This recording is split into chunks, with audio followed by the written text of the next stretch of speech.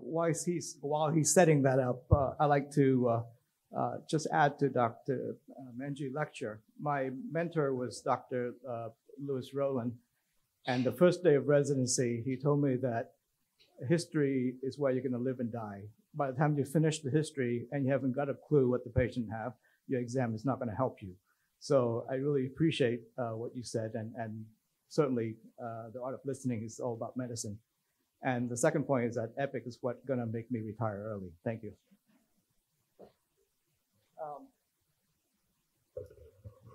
I would like to thank the organizational committee of ASNA to invite me here and give me this honor to talk to you about myasthenia gravis. My topic is going to be the latest research and to give you an update what's going on in the world of MG.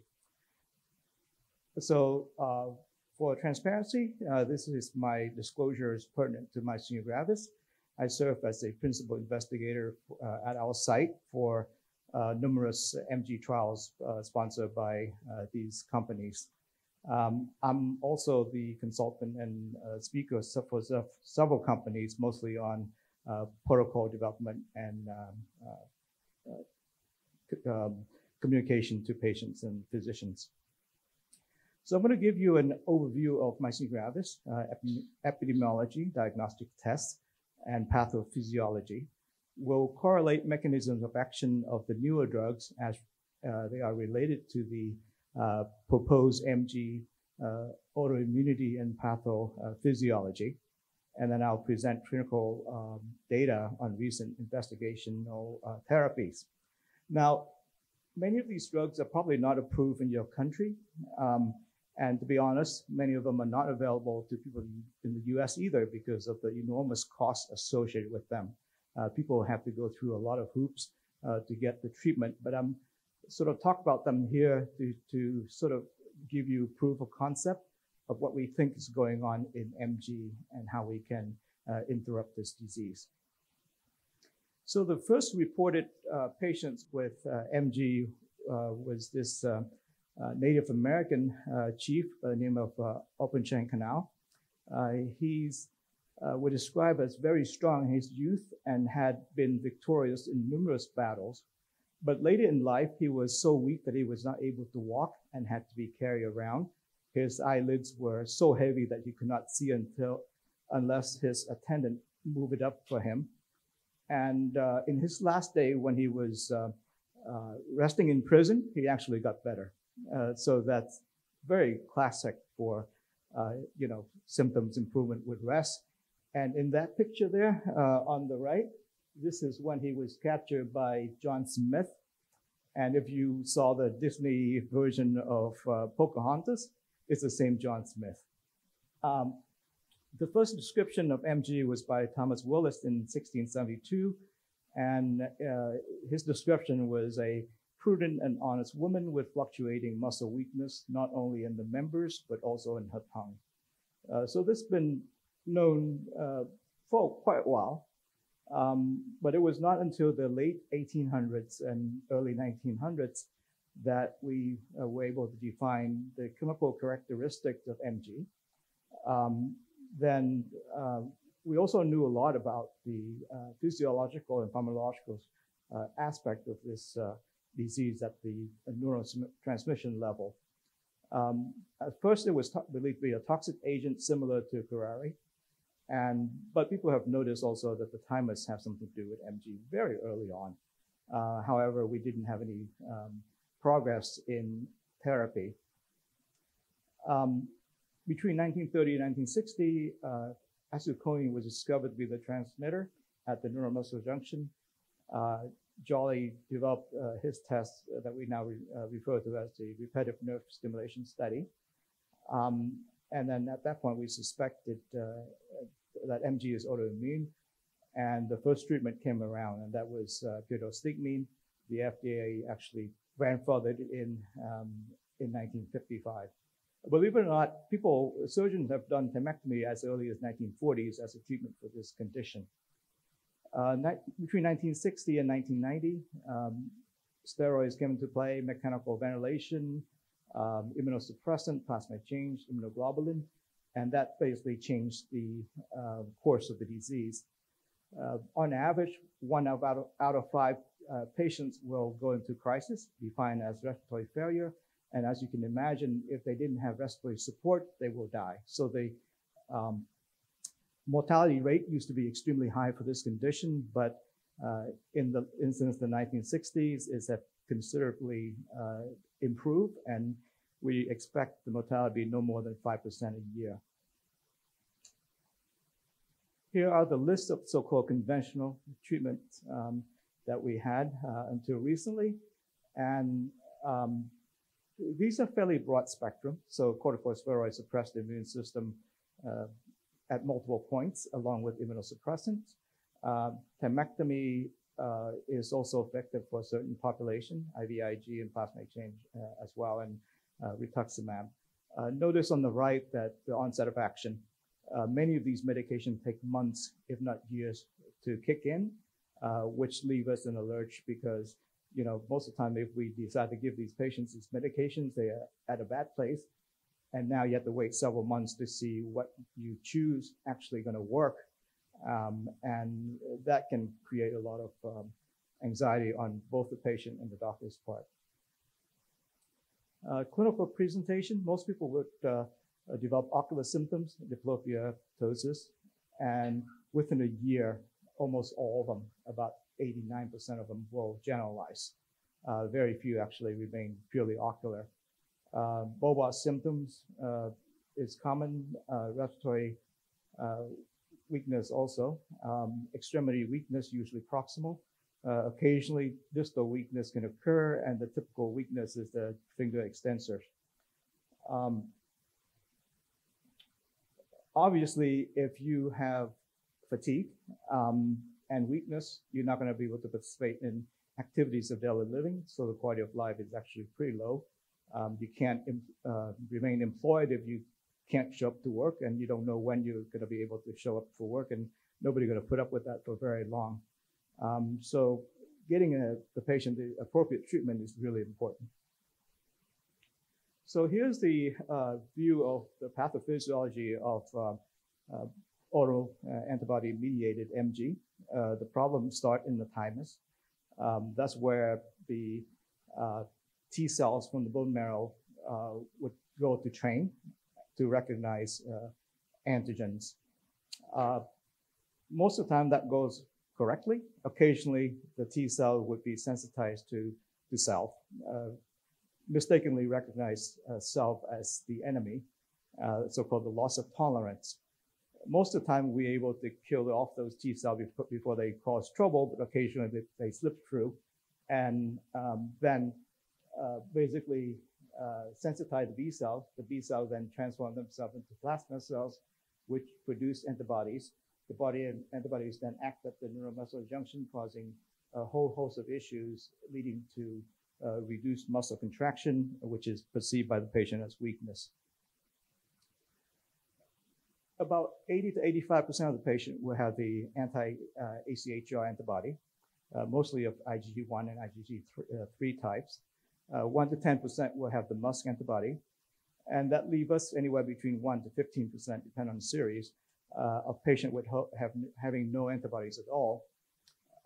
Mike Riffner did a study not so long ago with everybody in the United States, and we found that LLP4 account for roughly about 4% of the population, and they act similar to AChR antibodies, positive patients.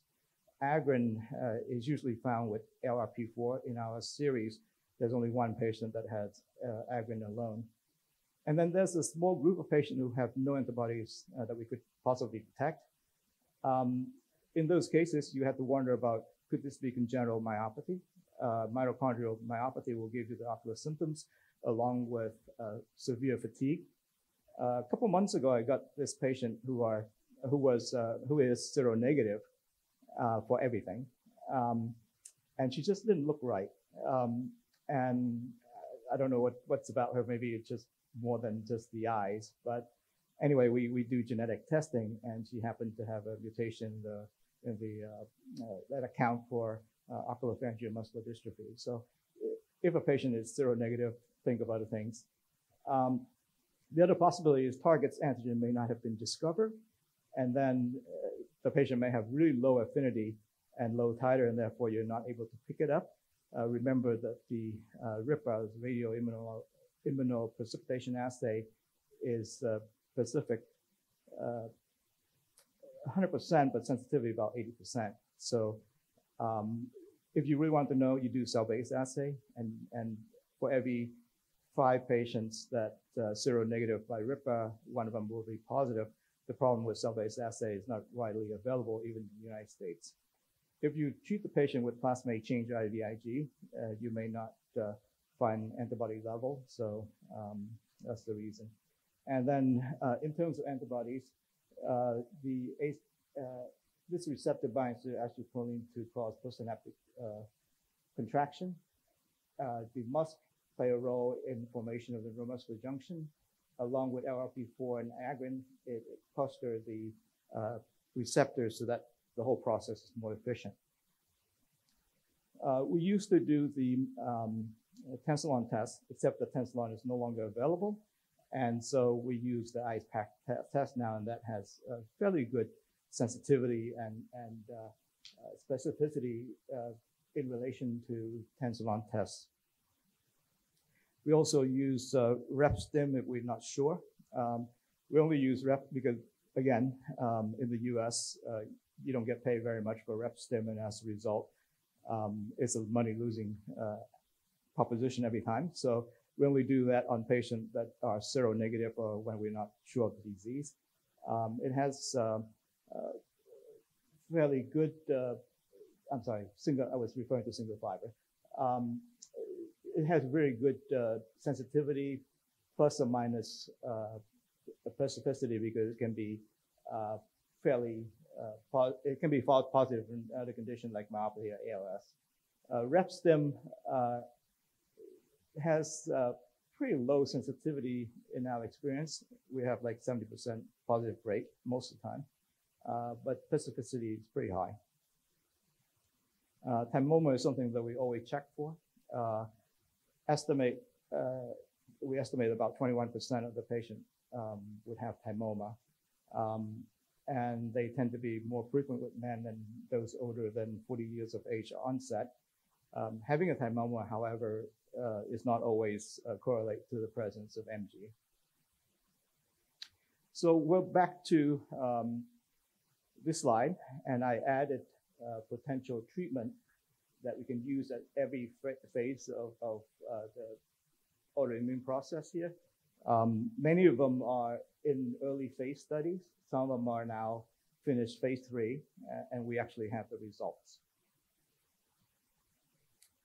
Before I go into the clinical trials, I'll talk about the outcome measure that we use. Everybody pretty much is using the same measures now. The FDA, back in 2013 or so, decided that they don't want studies that look at markers because that may not translate to what the patient feels. So they insist on MG trials having a subjective patient-reported outcome. So that's where the MG-ADL scale come in, and it's a 8-item measure that look at daily routine, talking, chewing, swallowing, breathing, and so on, and the patient report to you whether they experienced any of that in the last 7 days or so. So if they have none, they get a 0. If they mild, then they get and higher score, meaning worse symptoms.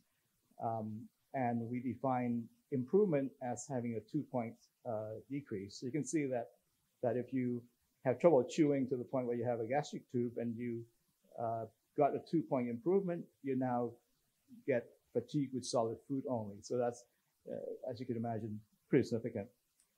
To back that up, we actually use something called quantitative MG scale. And this is actually what we do when we see the patient. It is a little bit impractical. It takes about 45 minutes to do, and you need spirometry and other equipment. The patient have to do certain events to score a certain level of points. Again, the higher the points, the worse the problem. And to have a clinically meaningful change, they have to have 3 or more points improvement. So we'll start with all the studies that we've done in the last couple of years. So we'll start at the disruption of the neuromuscular junction. And these are complement inhibitors that we're testing. So these 3 have completed the trial. We're still doing the last 3 here. So when you order a antibody panel, you get 3 things back. The first one is blocking antibodies. And the antibody would block the receptor so that acetylcholine cannot bind to it to elicit a postsynaptic response. You also have modulating antibody, which when bind to the receptor, the whole complex get internalized and removed from the surface, therefore reducing the number of available receptor from binding. And the worst one, I think, in my mind is the binding antibodies. So when it binds to the receptors, it elicits the complement cascade. So the complement cascade is a sequence of events that involve more than 40 proteins, leading to the formation of the membrane attacking complex, which basically drill a hole in the membrane. So this is the mechanism for which you fight capsulated bacteria like meningitis and gonorrhea. These bacteria have a capsule, and the only way you kill it is to drill a hole in the capsule, and this is what it does. But that's the double-edged sword. So basically, if you take this away, you're going to be more susceptible to encapsulated bacteria infection, and therefore, the patient must be vaccinated beforehand. And so you can see that here's a normal neuromuscular postsynaptic membrane, and you can see all the folds where all the receptors sit. After, this is the one with MG, and you can see the folds that now disappear. The membrane are very simplified, and the black dots are actually C9 deposition, suggesting the complement cascade activation had occurred. So to fight this issue, we would use complement inhibitors, and we have several of them, and we tested these already. And basically, it blocked the cascade at C5, preventing the formation of C5a, which is pro-inflammatory, and C5b, which then lead to the formation of the MAC. Here is the first study of the REGAIN study. Was the first study that was done for complement inhibition, and you can see that there's always a large placebo response in all MG trials. So the first line you always see some improvement. The bottom line is actually the treated group, and you can see that within a week or 2, you see separation. So the benefit of these drug is actually very rapid onset. Within a 2 weeks period, you can actually see a turnaround. And by the 6 months period, we see a separation in the ADL and the QMG and various other measures. And when the patient got, who was on placebo, got drug at the open label phase, they rapidly respond to match the previously treated patient, and the effect lasts out to a few years now. We also track them over time, and here, the number here is the number of patients who achieve minimal manifestation, and you can see that the longer you treat the patient, the higher the percentage who would reach that state. The trouble with eculizumab in REGAIN is that the half-life is fairly short. It's between 11 to 17 days, so you have to give the infusion every 2 weeks. And if you can imagine, every 2 weeks you go to a center to get, or somebody comes to your house and gives you infusion, your life is fairly disrupted. So the same company that make eculizumab, make ravulizumab, they made 2 amino acid changes here and up in the FAB portion to allow it to have longer half-life and more affinity to C5. So instead of giving the patient every 2 weeks infusion, you can actually give the patient every 2 months infusion. So they come out to about 6 times a year, an hour each. You're looking at about 6 to 7 hours of treatment a year, which is pretty low burden. So the study pretty much tracked the REGAIN study in that year there's a placebo effect, but the drug effect is higher and bigger, and again, maintained through the 26 weeks of treatment, both in the ADL and the QMG score. And then when we go into open label, the placebo patient got the drug here. They rapidly improved and matched the previously treated patient, both in ADL and QMG. The third drug that I participate in also is like glucoplan. This is the previous two medication of monoclonal antibodies. This one is actually a polypeptide. It binds at C5 and C5b, blocking the complement cascade. And similar to the other two drugs, the effect is fairly rapid in onset and persistent throughout. This is the paper that we published in Lancet Neurology this year. In terms of side effects, headaches is fairly common. Naropharyngitis and diarrhea are the top three. I'm going to move upstream a little bit to do something about the antibodies production. So for this, we use FcRn inhibitors. So these are the 4 drugs that we are currently testing. So as you can imagine, the B cell and the plasma cells produce antibodies all the time. So there must be a way to remove them from the circulation. Otherwise, they'll just clog up your vessels and causing additional problems. So the way to do that is the endothelial cell that line the vessels would take these antibodies into the endosomes. And the thing about endosome is that they have these receptors called the neonatal Fc receptors. So if the antibody binds to the receptor, they get spared from degradation and recycle back into the system. So that if they happen to be good antibodies, you maintain immunity against whatever flu virus or whatever. But if they have bad antibody like anti-ICHR antibody, they live to fight another day and cause more damage. So we tested efgartigimod. So here's a full IgG molecule. Efgartigimod is actually only this portion. And then the company also modified the amino acid sequence so that it has high affinity for the FcRn. So when you put this drug into the system, it competed with the IgG in the recycling mechanism and blocked the IgG from being recycled back into the system.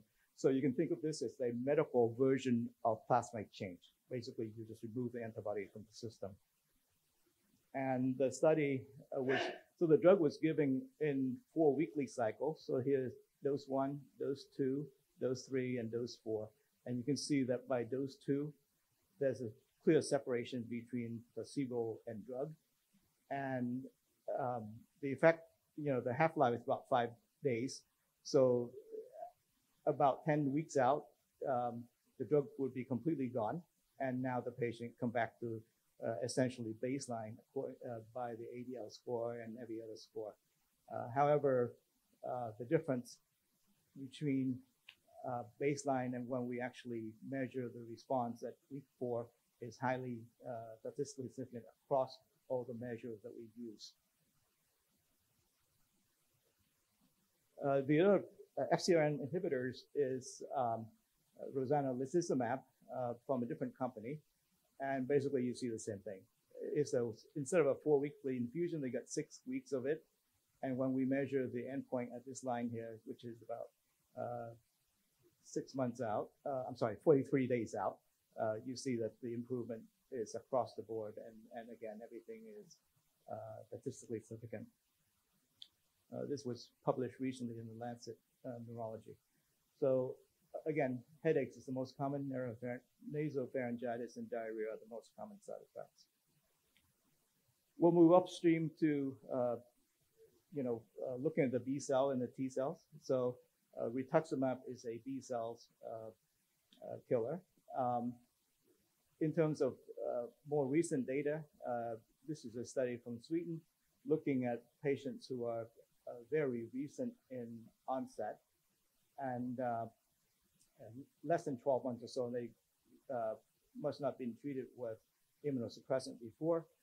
With 1 dose of Rituxan, you can see that a fairly high percentage of them reach what we call minimum manifestation status. And when you look at the study here, you can see that of the 25 patient who was on treatment at the end of 24, I think, weeks here, only one of them relapsed versus 7 in the placebo group. And that's the result. I want to spend a minute and talk about the latest thing, which is CAR T cells. So basically, as B cells mature, they gain additional markers on the cells. So by the time they get the plasma cells, they acquire something called the BCMA receptor. So if you happen to kill the cell that have the CD19 and CD20 markers, which Rituxan does, you basically affect everything. But if you wait until they mature into this stage, in the plasma cell stage, where they have the BCMA marker and kill them at that stage, you become very more specific in your target and hopefully lessen the results, the side effects. And so what we do is we take the T cells from the body, treat them to express this antigen. The T cell, these are CD8 plus T cells, which are killer cells. So these cells would be then infused back to the patient, and then they would find those plasma cells that contain BCMA and kill those things off by therefore reducing the plasma cell levels and hopefully reduce the antibody level. We just published this in Lancet Neurology, and you can see that this is a phase 1. So all these patients are not placebo controlled. So you can see that there's positive effects and that fairly long lasting. We're doing a phase 2/3 right now. We'll have the results sometime next year. I'll skip above over thymectomy because that's fairly well known. So basically, to summarize, we have there's great treatment options out there. The problem is they're extraordinarily expensive. For eculizumab, you're talking about $700,000 a year. For ravulizumab, it's $500,000 a year. For efgartigimod, it's $250,000. The FDA just gave approval to rozanolizumab, so we don't know the price yet. The EMA and the FDA actually just finished reviewing zilucoplan, so we don't know what the cost there is. So you can imagine nobody can afford that kind of drug price. So very few patients actually in the United States get them right now. To get them, we have to make sure that we have to show that the patient failed everything else. So anyway, but I'm hoping that with competition coming, the cost will go down and we can get these medications to more people. The benefit is that they have very good tolerability with few side effects. The question for the future is when all these options are available, which one you're going to choose? Is that purely price or some other thing? Can this be used as standalone therapy? I think so. A fairly large portion, about 10% of the patient in the clinical trials were on these medications alone and nothing else. So they certainly can be used as standalone therapy. The question is, do we ever get to the point where we actually will use this as first-line therapy? And I think cost is going to be the determinant. Nobody does this sort of thing alone. Here's my research team. And thank you very much for your attention.